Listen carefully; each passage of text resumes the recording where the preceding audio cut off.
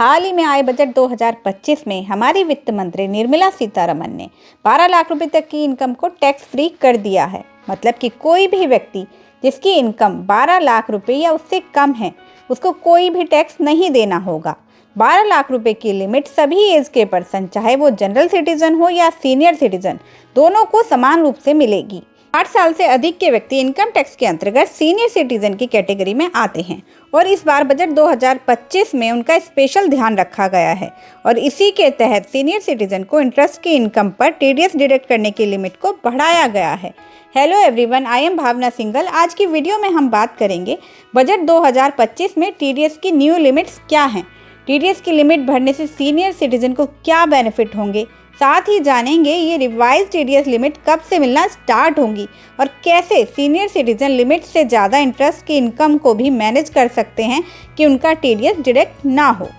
Budget 2025 में senior citizen की TDS की लिमिट को 50,000 रुपये से बढ़ाकर 1 लाख रुपये कर दिया गया है। वहीं जनरल सिटीजन की टीडीएस लिमिट को 40,000 रुपये से बढ़ाकर 50,000 रुपये किया गया है। आपकी जानकारी के लिए बता दूं कि जब भी कोई व्यक्ति बैंक में एफडी या आरडी कराता है तो उस पर जो इंटरेस्ट की इनकम होती है वो हमारी टैक्सेबल इनकम में इंक्लूड की जाती है और उस पर स्लैब रेट के हिसाब से टैक्स लगता है। अब यदि सीनियर सिटीजन की इंटरेस्ट की इनकम 50,000 रुपये से अधिक हो जाती है तो बैंक द्वारा उस पर 10% डिडक्ट कर लिया जाता था और यदि आपके अकाउंट में पैन कार्ड अटैच नहीं होता था तो ये टीडीएस 20% डिडक्ट किया जाता था। बजट 2025 में यही 50,000 रुपये की लिमिट को बढ़ाकर 1 लाख रुपये कर दिया गया है।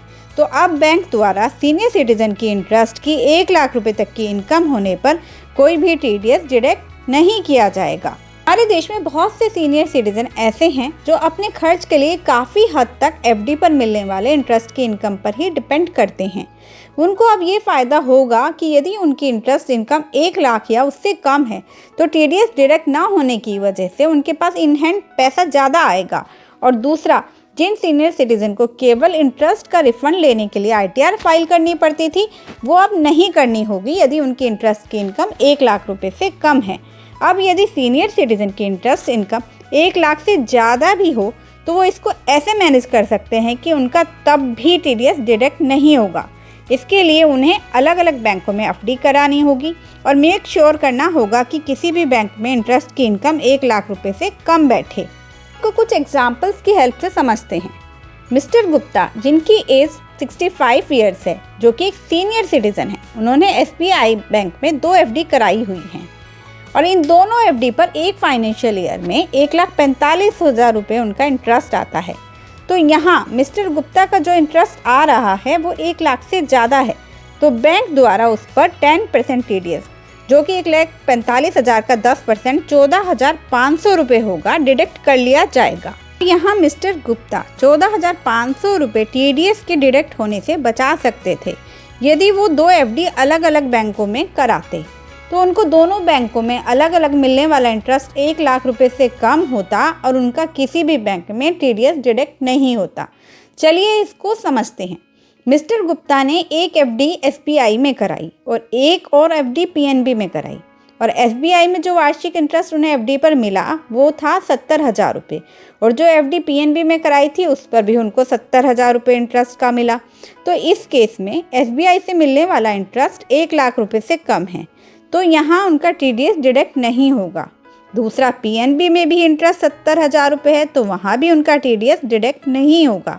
तो ऐसे mister Gupta total interest 1 lakh से ज़्यादा होने पर भी अपने टीडीएस को डिडक्ट होने से बचा सकते हैं। बात आती है कि 1 लाख रुपए की लिमिट हमारी कौन से ईयर की इंटरेस्ट इनकम पर मिलेगी, तो इसको बड़े ध्यान से समझिए। ये 1 लाख रुपए की छूट सीनियर सिटीजन को 1 अप्रैल 2025 से लेकर 31 मार्च 2026 तक होने वाली इंटरेस्ट की इनकम पर मिलेगी और 1 अप्रैल 2024 से 31 मार्च 2025 से होने वाली इंटरेस्ट की इनकम पर सीनियर सिटीजन को पुरानी लिमिट 50,000 रुपये ही मिलेगी।